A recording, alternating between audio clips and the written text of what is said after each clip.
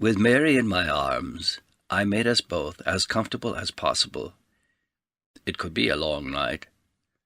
This would be her first baby. My mind wandered back to our first baby's birth, and I remembered it was not pleasant. James had been a big baby, and my poor wife worked very hard. It hurt her terribly, and I, too, hurt for her. But a healthy baby boy makes an excellent prize for a new mother, especially among us Jews. All the pain was set aside as Eliza nursed the plump little firstborn. I prayed for the same with my current wife. As for Mary, she couldn't help but cry out with each hurt.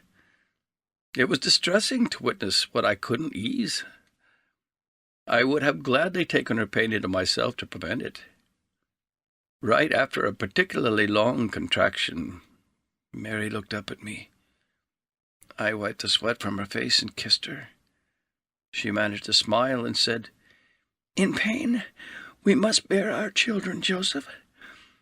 Our first parents were gifted with us to help atone for their sin, and so must we."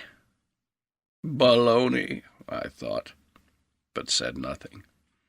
What could I expect from a former temple virgin? No doubt the priest made a point of letting them know what horrible little sinners they all were. I shook my head and rubbed her back. "Joseph, you do believe that, don't you?" Lying, I reluctantly nodded, but it seemed so unfair. Where were the angels of healing from Scripture? No angels in sight, except for the little innocent in my arms. "Mary, there goes your water. It won't be long now." Esther and Bathsheba were beaming, and didn't seem to mind at all that they were left to mop up the puddle. "What a trooper you are! From here on, you can push against the pain, not too hard. We can start watching for the baby. In the meantime, breathe slowly in between and pant for the pain." Mary laughed and said she couldn't help but pant. It was either pant or scream.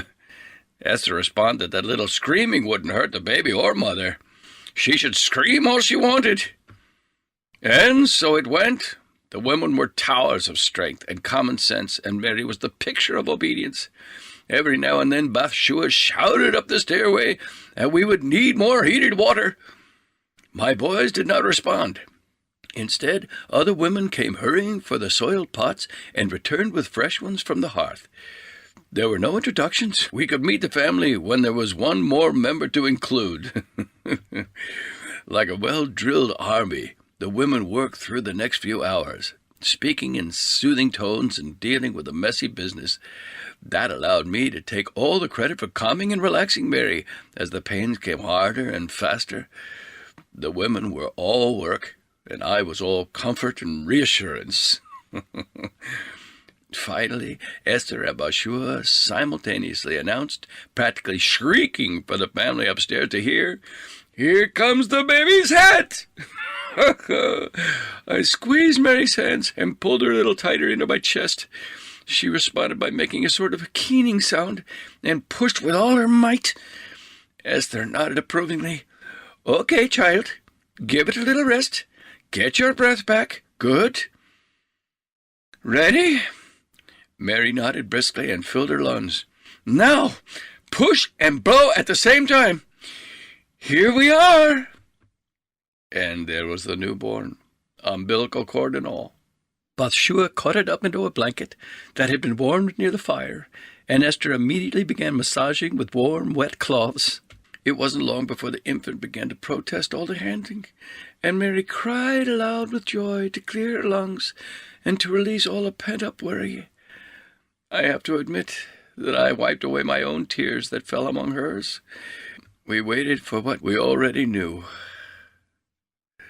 "Joseph and Mary, here is your firstborn son." Esther solemnly pronounced the words as my cousin handed the squalling baby to me. I held him close to my wife, who simply stared in wonder at what she had produced. Once the cord had been cut, and Mary was clean and comfortable, our baby was presented to his mother. He never stopped mewling until he rested in her arms. It was the first time I had ever seen such peace in a new mother's face. She did not count the fingers and toes or inspect every aspect of his little body. She knew her son was perfect. Mary allowed us all to lift her away from the birthing area, and we lowered her into a sort of reclining couch made from bundles of hay covered in cushions and blankets. She settled in with her back properly supported and pulled up her knees. We placed another blanket on her belly, and she cuddled the little one up against her. When everything couldn't get more perfect, Mary opened the top of her gown and began to nurse our son. Esther and my cousin smiled their approval, then turned to me. "A boy, a beautiful little boy. Joseph, what are you going to call him?" I had to think fast, because I didn't want to simply repeat the angel's orders. "Well, this little fellow has saved me from an early retirement. He has saved Mary from an empty nest in a few years. Or rather, our Lord has done all that. God has been good to us." Before I could finish, Esther broke in. "Then you will call him Emmanuel." I was startled. Actually, I was trying to steer them all to Joshua without actually sounding argumentative or rude. After all, the father has the last word on naming his children, only deferring to the mother on occasion. Then Mary had her say. "Yes, God is always good with us, but today he truly saved us. He sent us Bathsheba and you, Esther. Without you both, we would have been lost." I took her hint and made the grand announcement. "He will be called Yahshua, because God saves us again and again and again." Fortunately, the women were thrilled to be the bearers of whatever news we could dish out, and they rushed up the stairs to the family. Once I had my fill of just the sight of mother and child, I began to arrange our little cave. Even though we would eventually move upstairs, right now it was clear that our kinsman had begun a riotous celebration party. It could go on for days. The firstborn son is as good a reason as any to throw a 7-day bash, huh? And then we would have the brie and welcome our little visitor into Jewish life with all its pain and joy. There would be no peace for Mary and Joshua until the majority of the guests moved on. With that accepted, it was a must to make us more comfortable in the cave. Fortunately, all the little grottos and cubbies allowed for storage, and even a decent crib. I chose the lowest manger, probably for the sheep or young colts, and began to stuff it with hay. Then I arranged the blankets so our little boy would not have to touch the stone or the straw.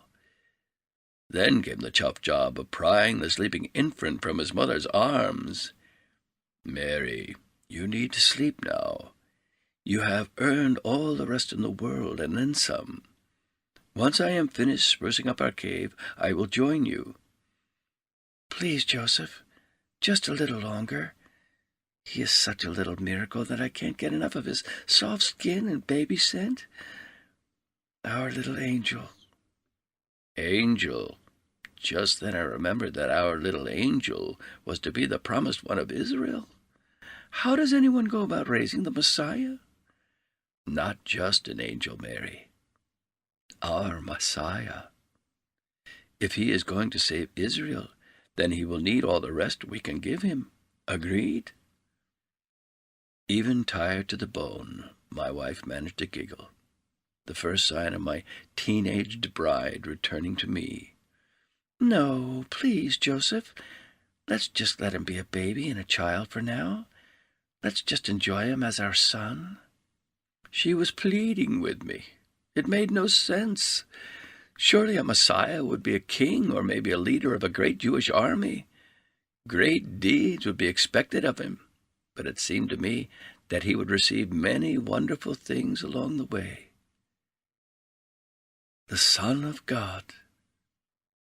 After all, would lead a charmed life, even if he were expected to somehow save the world from its sinfulness. That last detail really stumped me. Would he be a great religious leader rather than a king or all-powerful field marshal?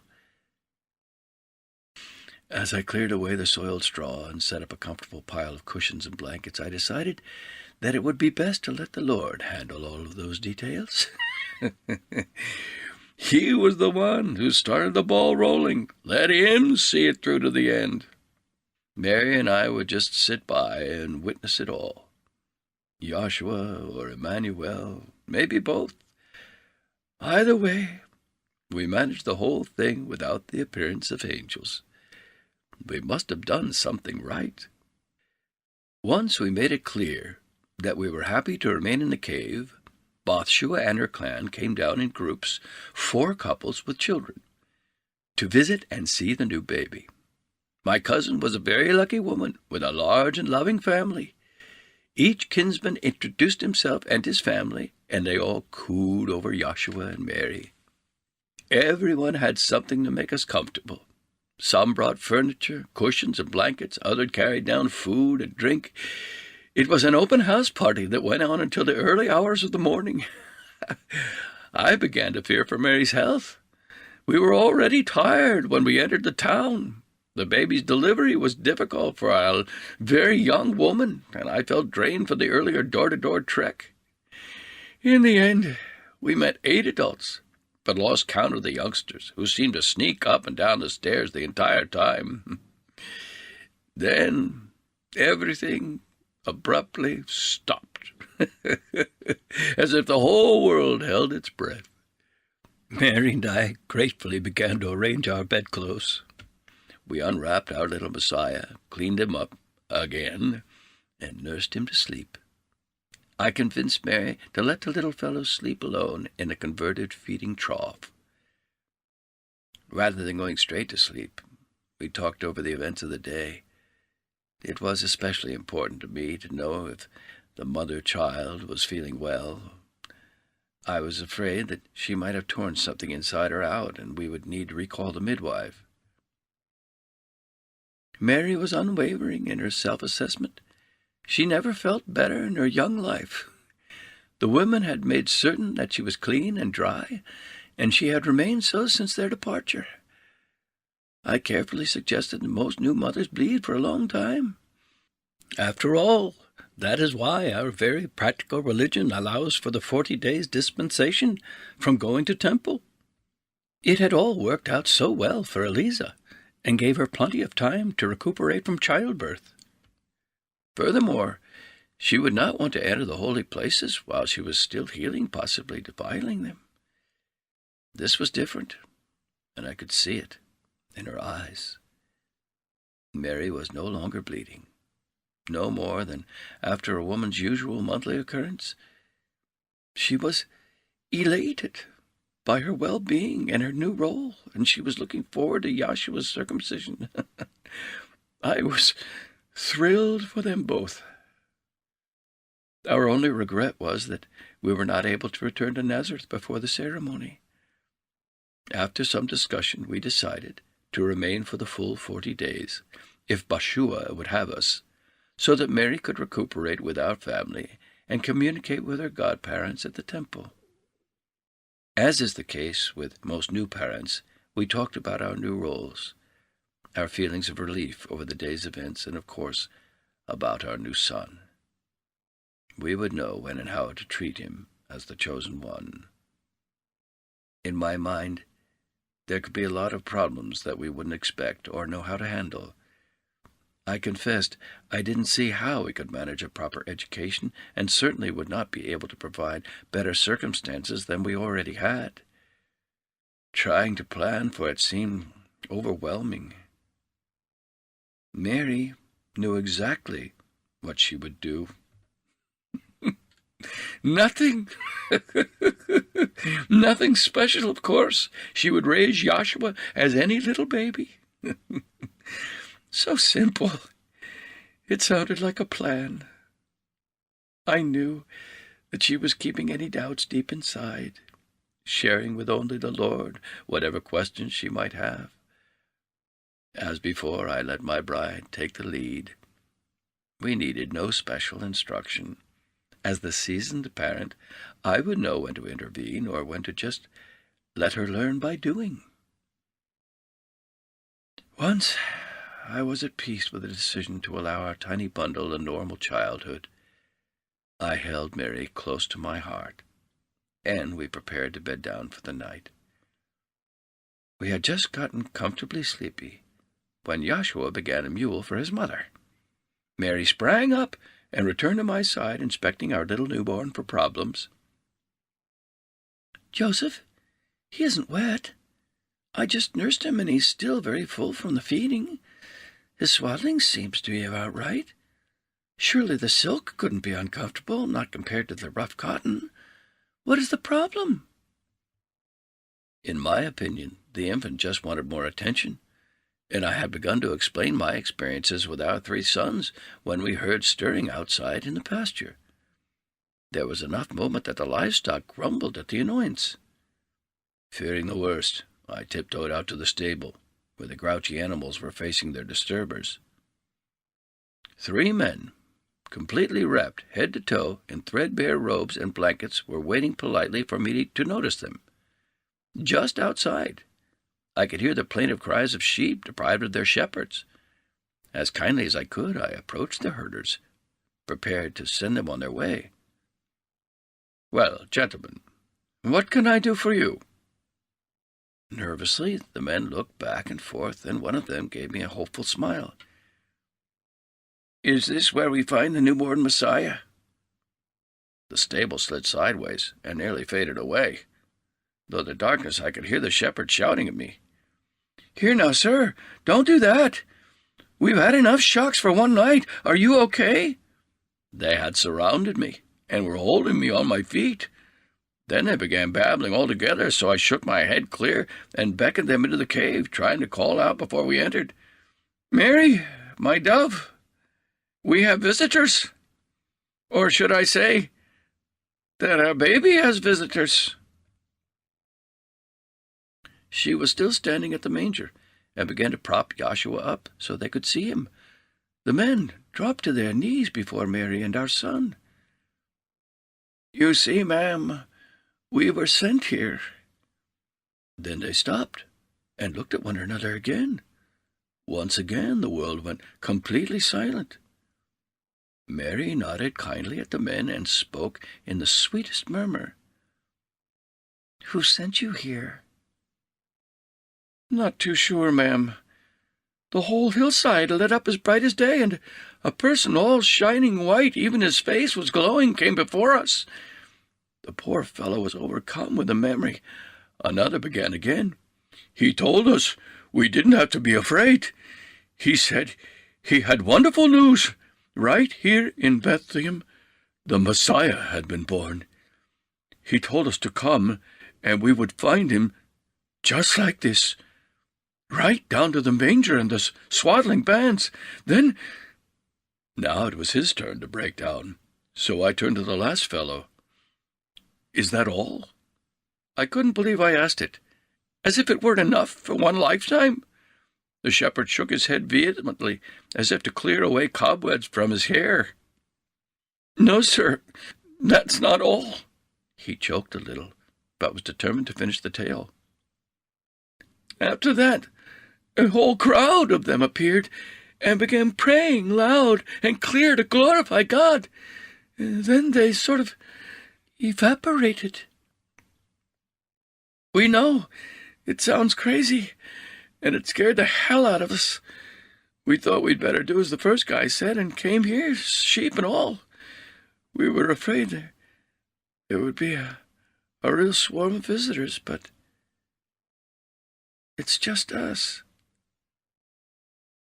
He turned his head back to the stable, but there were only livestock and the sound of their unhappy sheep.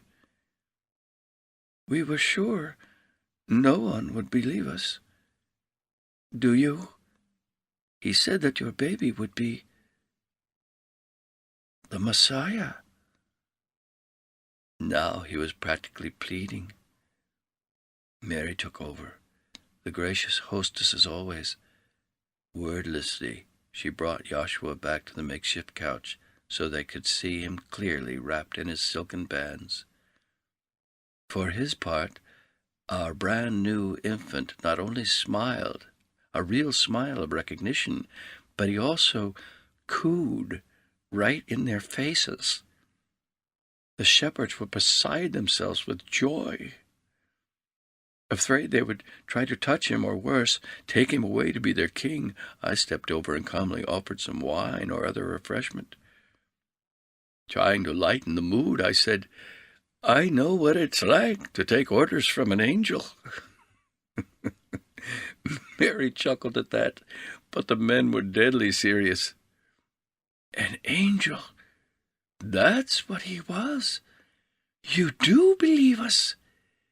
There was almost an army of them, right there before us. I thought the world had come to an end. The shepherds were no longer weeping. Mary and our son have a calming effect like I had never before seen. I tried again to offer a cup of wine, but the spokesman bowed deeply in gratitude for the gesture. "No, sir. Thank you very much. We need to get back to our flock. They don't like being left outside alone, and we will probably wake the neighbors if we stay." That brought the other two back to reality. The three pilgrims bowed deeply to Mary and the baby and nodded again to me. Then they left quietly, their faces fairly glowing with happiness. I wished them a peaceful night and watched them shoo their sheep back out into the darkness. The bleating slowly died out, leaving the town eerily still.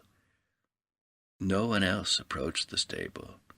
Seemed like a good time to pack it in for the night. With one last look over my shoulder, I ducked into the cave, grateful for the lack of more visitors. That was strange.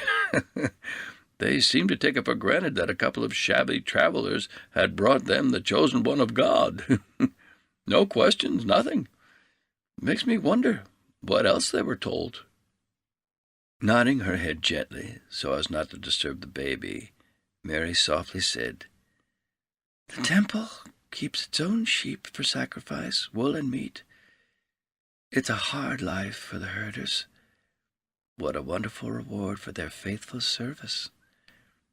Joshua had gone back to sleep, and his mother set him back in the manger. I tucked the blankets under him to cover the straw, and then helped Mary settle back onto her bedding. Before I returned to her, I had a happy thought. I stoked the fire one last time. The visitation saved me from having to rise later in the night to throw on more fuel. Soon it would be morning. I crawled under the blanket with Mary and whispered to her. This time, at least, it was someone else's turn to face the angel. The next morning revealed the same chaotic scene at the Roman counting house, for that is what it was. No wonder the surrounding crowd was so